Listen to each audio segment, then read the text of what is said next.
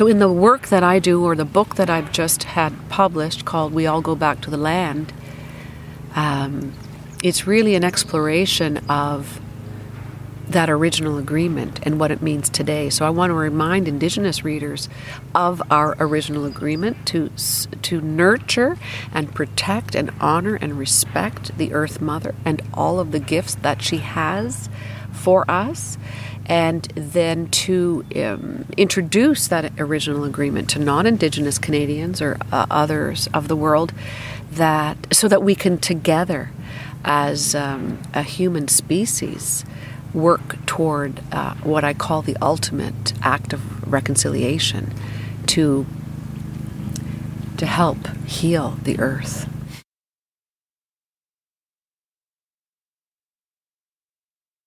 Another episode of the Conscient podcast. I'm with Suzanne keeptwo along the Ottawa River. Now, Suzanne and I have known each other for a number of years at Canada Council, but I've also been reading some of your writings, and I know you're a multifaceted person, a teacher, an artist, an educator, and many other things. So why don't we start with introduction, who you are and where we are. I think we are on the unceded land of the Algonquin Anishinaabe people, but you know more about that than me, so maybe you can just introduce yourself, please. Kwe. Suzanne keeptwo de Nishtakas, Memetagosh, Stroganosh, Kitchisiparini Kwe. Je m'appelle Suzanne keeptwo, je suis métisse du Québec. My name is Suzanne keeptwo, and I'm a descendant of the Kitchisiparini, which in English means the people of the great river where we are seated right now. This is the Kitchissippi in the Algonquin language. And the Kitchisiparini descendants intermarried with my French-Canadian descendants on my mother's side. And therefore, I am Métis of Quebec. My father is Irish-Canadian. And I'm proud to be Métis of Quebec. We do exist. And we have a right to exist. And I'm proud of that. So miigwech for inviting me to talk to you today. And maybe you can talk a bit about your background and your training, what you've done, and what you're doing now. I'll link to your bio on the web, but you can tell us a bit about that, please. It's an interesting question, Claude, because a lot of people will say, what have you done to get to where you are today? What courses of study or what certificates or diplomas do you have or have you acquired to get to be the person I am today? In other words, how I earn a living today. I earn a living as a professional writer and editor and facilitator of cultural sensitivity training.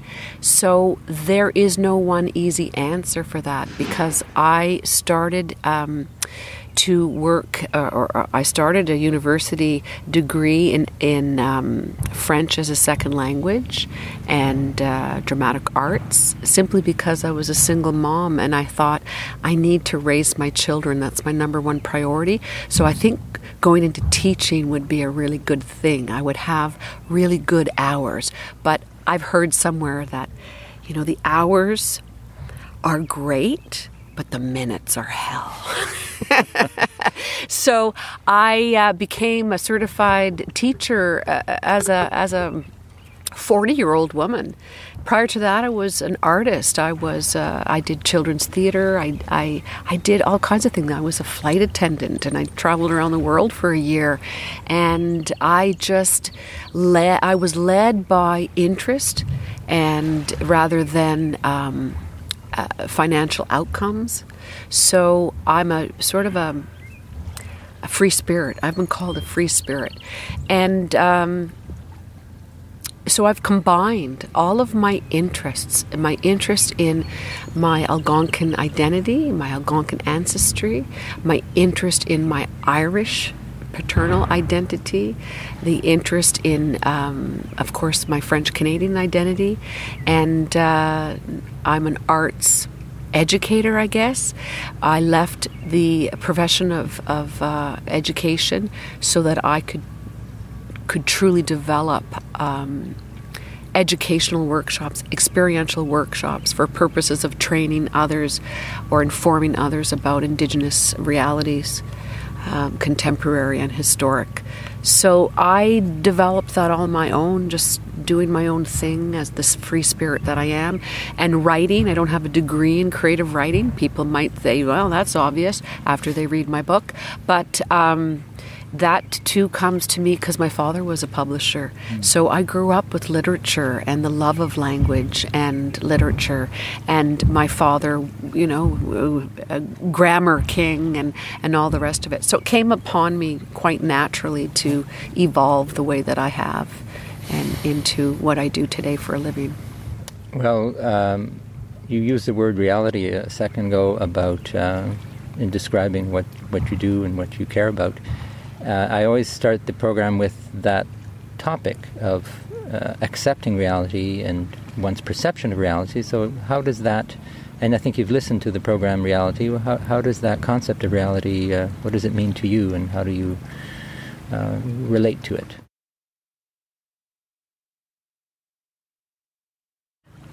I always have to interpret things into an Anishinaabe worldview that I carry, and I adhere to the teachings of the Anishinaabe. And when I hear the word reality, especially in the context of the good work you're doing by way of this podcast, reality to me is really one of the seven teachings of the Anishinaabe. And I put a lot of heart and soul into thinking, contemplating, examining, and living by these 7 teachings. And one of the 7 is truth.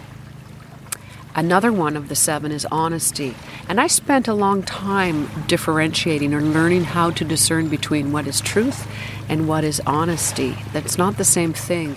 So to me, truth is simply described or defined as reality, one's truth. Things that may have happened or are happening that is not negotiable. You can't change it or deny it. So that is truth. To me, reality is truth. So that's how I interpret that. And when it comes to the environment, which is a real concern of mine, the truth is Mother Earth is suffering. Mother Earth is crying. Mother Earth is crying out during this global pandemic we find ourselves in for the human species to get back to those old values where we as Indigenous peoples once honored and protected her. So that's how I can culturally translate the work that you're doing so that I can understand how I can complement the work that you're doing, or at least comment on the work that you're doing and the questions that you have for me. Well, I just want to acknowledge that we're by the river here, and the sound is quite lovely, the lapping waves, and I feel like there's a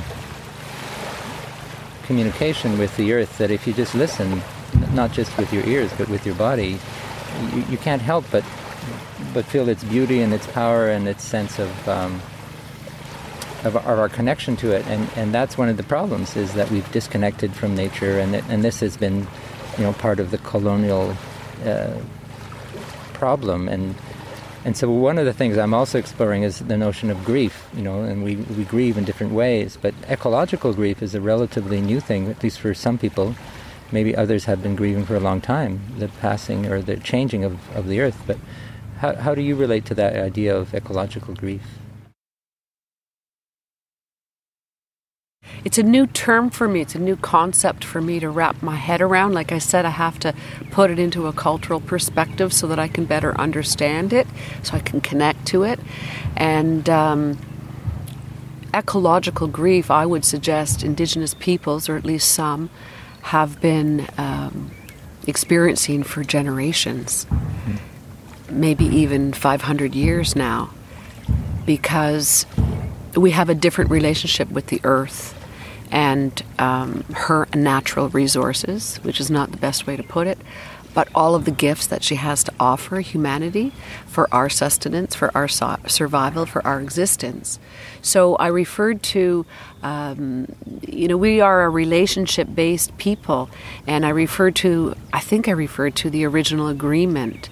And as traditional Indigenous peoples are from a gift exchange economy, that the perspective is that if we have things to gift others and others gift us in return, this is how we forge allegiances and establish trusting friendships and relationship.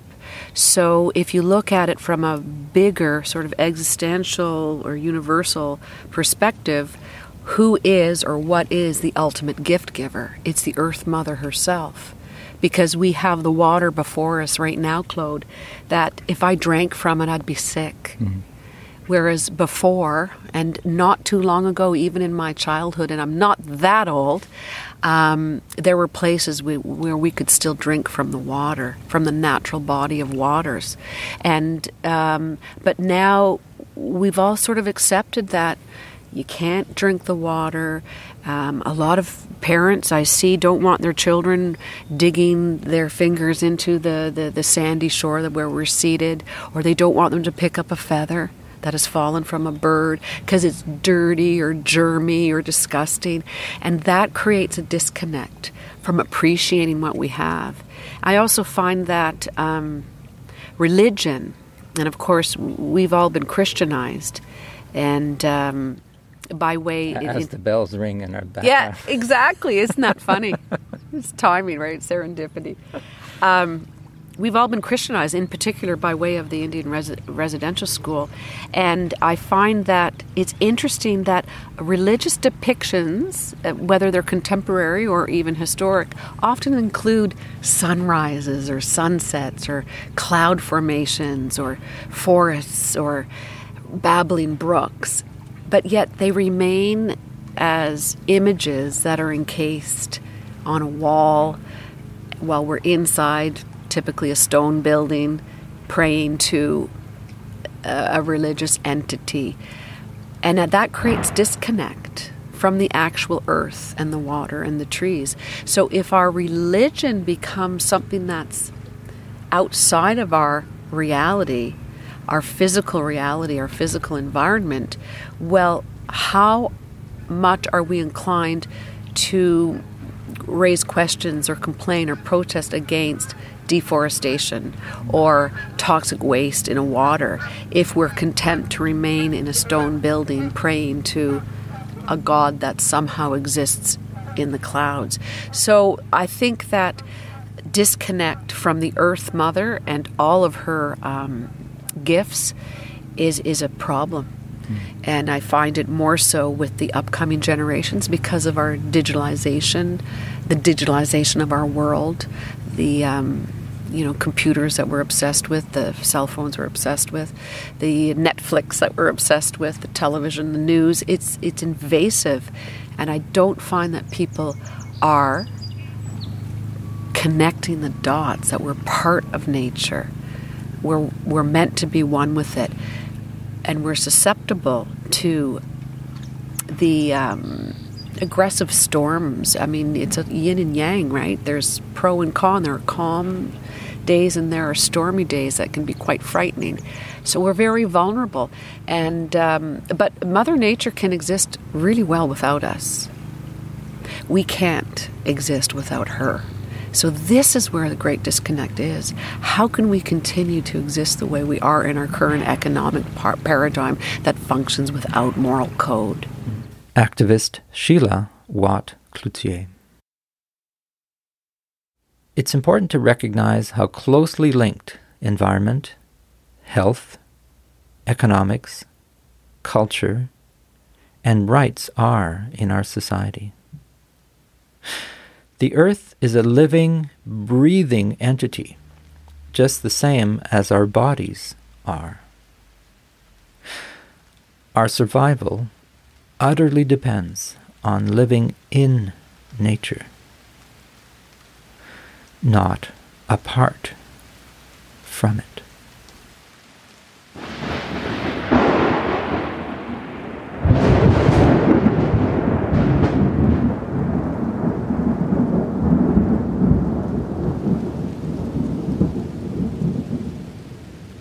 So in the work that I do, or the book that I've just had published called We All Go Back to the Land, it's really an exploration of that original agreement and what it means today. So I want to remind Indigenous readers of our original agreement to nurture and protect and honor and respect the Earth Mother and all of the gifts that she has for us, and then to introduce that original agreement to non-Indigenous Canadians or others of the world, so that we can together as a human species work toward what I call the ultimate act of reconciliation to help heal the earth. So maybe tell me more about the book, its origins, and what are some of the key messages, especially for those who might not be aware of what the original agreements were. Well, the book it really came out of my observation of what was happening due to the current land acknowledgement trend, and I felt it was being usurped or even handed over by non-Indigenous Canadians.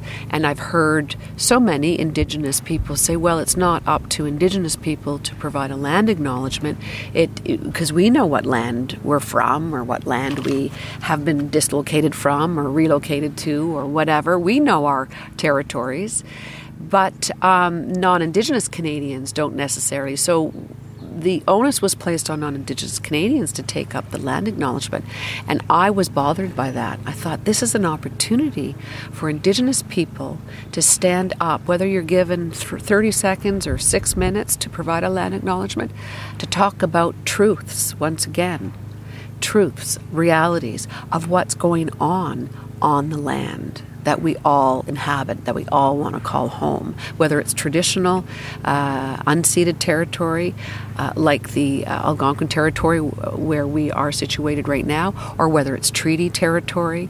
And I find that the land acknowledgement needs to be about the land. It's not meant to be a political movement about who owns the land and who is therefore the worthy recipients of all the billions of dollars that come from tar sands or deforestation, etc., or mining. It's really about how can we educate others about not only the people who have historically adhered to the original agreement, that knew the value of forests that provide oxygen, knew the value of how to harvest and when to harvest, based on stars and moon cycles, and knowing how to sustain our lives by not depleting any species or over-harvesting or bringing species to extinction or poisoning the water that we drink from. So to me, the land acknowledgement is an opportunity, it's an educational opportunity to speak about not only the original agreement and the original peoples who nurtured and respected the lands that we inhabited traditionally before colonization, but to really bring it into contemporary times and talk about what's going on even in the urban center where the land acknowledgement can be taking place. Are there any ecological disasters going on in the city of Ottawa, for example? Are there any controversial condominium developments? Are there too many condominiums being put up and not enough green spaces? Are too many trees being chopped down? I just want people to be aware of really what's going on in their own homes, in their own cities, in their own rural areas, or in their northern or isolated areas, because the north is also deeply impacted by the industry of the south and how those pollutants migrate north and impacts Inuit lifestyle and their country foods. So we're all in this together now. So it's about educating each other about how to survive. Well, educating and re-educating, which is one of the things I'm trying to do through my listening to a range of points of view, and the de-educating is like just letting go the misinformation that I've gathered over the years, both in my mind and in my body, and there's a whole process there of re- and de-educating. But you're an educator, and I encourage people to read the book. I haven't read it yet, but I heard you talk about it in an interview, and it seems to be not only timely, but of general interest, right, to Indigenous and non-Indigenous communities. And so that's something that I thank you for, because it's I know it was a lot of effort to write it, but also just to continue to be present in the community talking about it. And you have a very open mind, I found. And at the council, when we were colleagues, you sometimes spoke truths that were uncomfortable to certain people, and they would say, well, now's not the time. Well, when is the time to talk about these things? It has to be now. And it has to be open, and it has to be as truthful and as sincere as possible. I want to get to maybe the role of art, because you have been, like me, working in an institution, trying to support artists. But what are your thoughts on the role of art in relation to some of the crises that we have around the environment and climate, and more broadly the ecological crisis? How do you think the arts, what role they play, and how could they further play a larger role given the scope of the crisis in which we're in?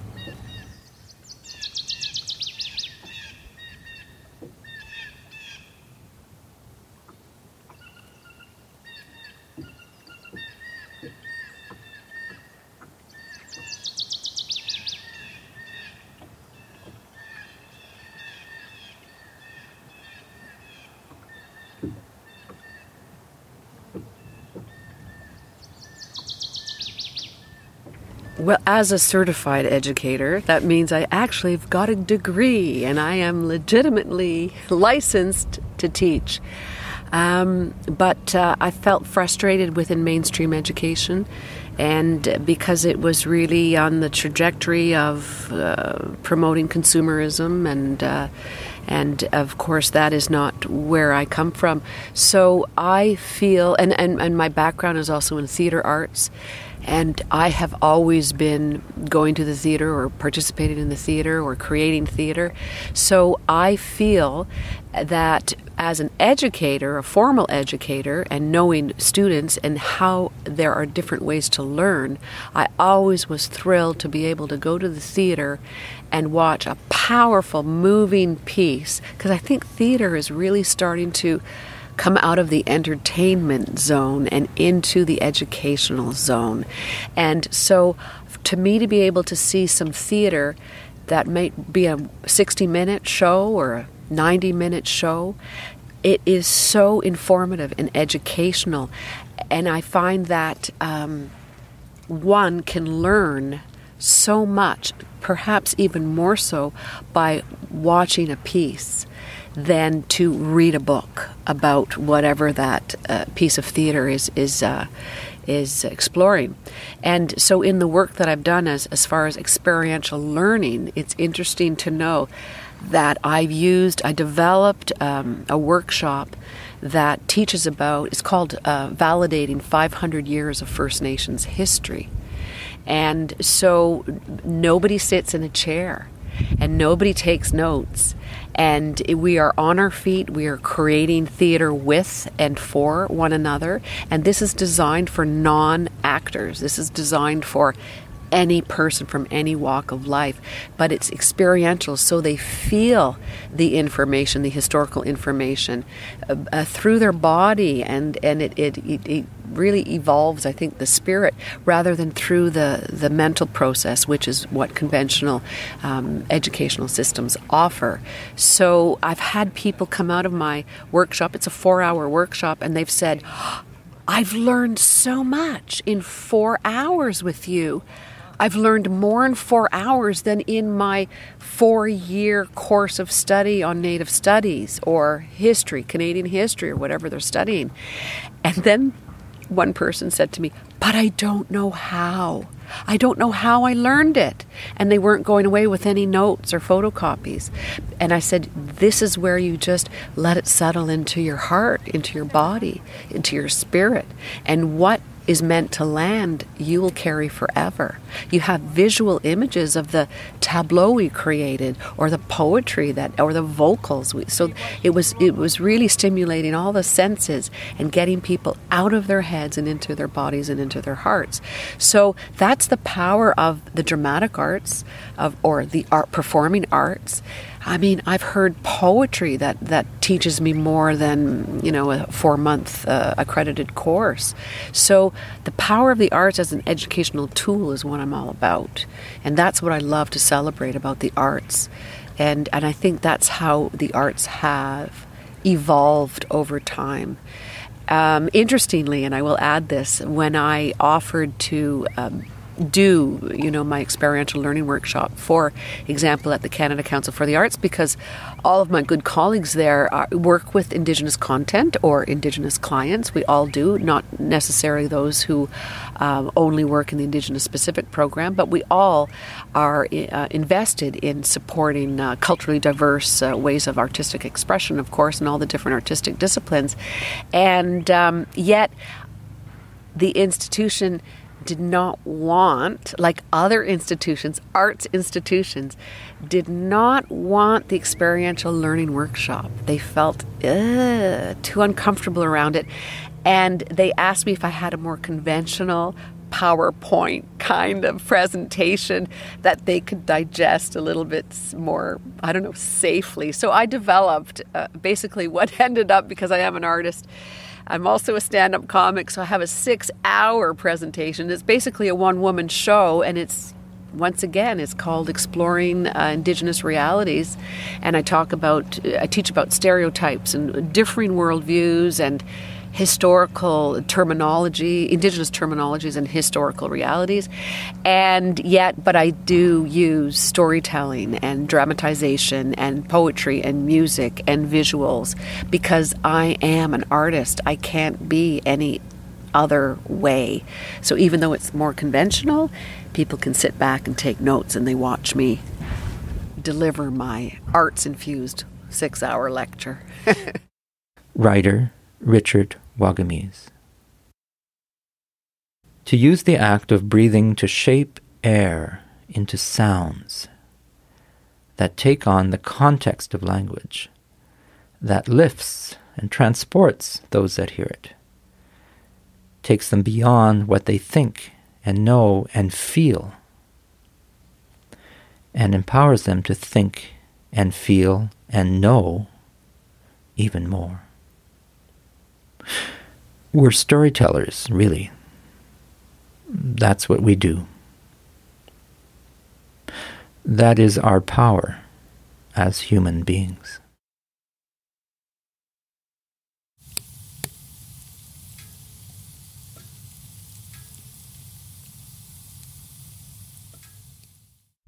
You've answered a lot of my questions. You're very concise. I appreciate that, because I was really wondering how you saw the role of arts and just by talking about education, that is basically the crux of the issue, is that some people are aware of the climate crisis. Like they'll read the scientific data and they'll say, "Oh my God, we're in big trouble," and then they won't know what to do.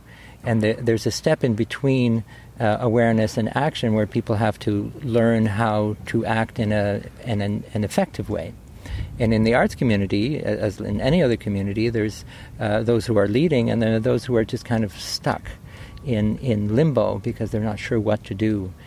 And what I encourage them to do is to listen to those who have figured some of it out, and who have stories to tell about their experience in, for instance, being more active locally, and just looking around your own community and what can you do to reduce your footprint in your own life, not in a way that's a big, massive sacrifice, but that's adapting the lifestyle to what's required today, which is to lower our footprint, just lower the footprint.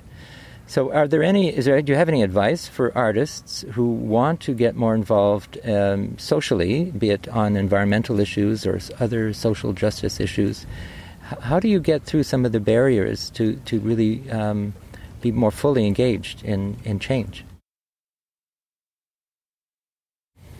I think to rethink about the power of the arts. It's not just, like I said, it's not just something that is used to entertain people during recreational time.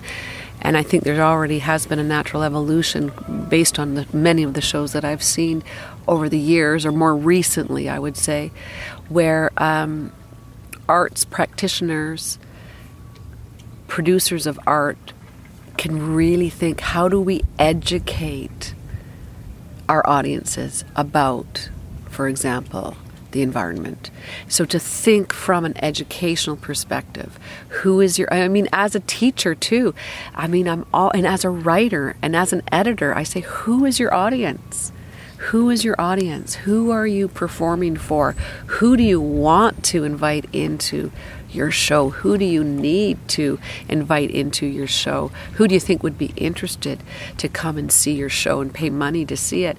And I think we over-intellectualize a lot because of mainstream society, and you get this as a Zen practitioner. We can over-intellectualize, or we can intellectualize anything. And I hear people, smart, intelligent, educated people, talk from an intellectual perspective about things, but then I see them toss garbage in the way, out their car or whatever, and they're not processing it from a different direction. And in our worldview, it takes 4 different directions to make up the whole human, and intellect is only one of 4. And all the 4 different directions are meant to be given equal nourishment and attention and development. So in mainstream society, we over-intellectualize things. So the reports, the science, the data, all of that can be overwhelming and discouraging and fill us with despair. But how do we activate people and I think it's to bring it home. Let's get theater companies talking about what's happening really right in our backyard, so that we all become more conscientious about where we're living and how, because that's the only thing we can do. We have to strengthen the inner circle, which starts with the individual, before we can then develop a strong family unit. And then with a strong family unit, we become strong community members. And then as a strong community, we can then become a strong nation of people. But because of World Wide Webs and this ability to get information from every corner of the earth and get obsessed with it, I say block some of that stuff out and really let's bring it right home to the self and see what we can do as individuals, and then work out from that inner peace. Well, if I'm putting myself in the place of the listener, you said there were 4 dimensions and you talked about the intellect. I think we'd like to know what the other 3 are. Or maybe you have to read your book or something. But no, these are really commonly referred to by many Indigenous people from all different community groups and First Nations. The 4 directions of the human being is the intellect, the physical body, and that means our environment, our physical reality, the trees, the water, the earth, the backyard that we have, or the apartment balcony, the way that we clean our houses, that's physical direction. What we eat, what we drink, that is the physical direction. Then there's the emotional direction, and to me, that's our relationship with others. Human relationships are being sacrificed because we're communicating through devices now, and we might have 1,000 friends on social media, but how many do you actually sit with face to face and laugh with and nurture a trusting relationship or friendship with? And then the 4th one, which is the most difficult one for most people to wrap their heads around because they instinctively want to intellectualize it, it's the spiritual direction. And that's the one that requires the deepest teachings, which I can't get into right now. But I've got more books to write. Is there anything else, Suzanne keeptwo, that you'd like to share with our listeners before we go? I have so much to always comment on. You know that, Claude. You can ask me anything, and I'm going to babble about it. Maybe I can just mention that I also lead a wonderful Indigenous, urban Indigenous community theater group called the Four Nations Exchange, and this is another thing about connecting education, performing arts, and land acknowledgement, which is the subject of the book that I wrote. I really encourage even land acknowledgements to be able to be artistically expressed. And that way we can get the theater practitioners or performing artists, musicians, rappers, poets, whatnot, they can use their art form into a land acknowledgement, and therefore they can get out of the conventional theater venues or performance venues, which are unfortunately shut down due to the global pandemic. But hopefully in a cleaner, happier, healthier future, we can provide more opportunities for artists to enter into workplaces or gathering places that normally would not be, considered a theater venue, and bring artistically expressed land acknowledgements, so that some of those harsh truths that you made reference to, I speak my mind. Sometimes the truth hurts. But we need to accept that truth, that reality, and find out the source of the pain so that we can move above it, and we can heal, and we can help each other. And that's why I don't avoid speaking harsh truths. I'd like to practice the ultimate teaching of respect so that when I do share those harsh truths that sometimes deeply personally impact me, I'm only sharing them from that it's one of the 7 teachings, in a respectful way, not meant to discredit or challenge or belittle anybody. But we have to start opening up in a real human way. We have to start looking at our environment from our connection, from that physical direction. I think the people listening will pick up pieces and may listen to it again, because you said a lot of important things. But there are other forms of communication, and if they're here in the Ottawa region, maybe they'll come to one of your workshops, or maybe they'll have other points of contact. And so I want to thank you for sharing at this time and in this moment and in this way, and for the ongoing sharing that I think will enrich us all. Chimiquet.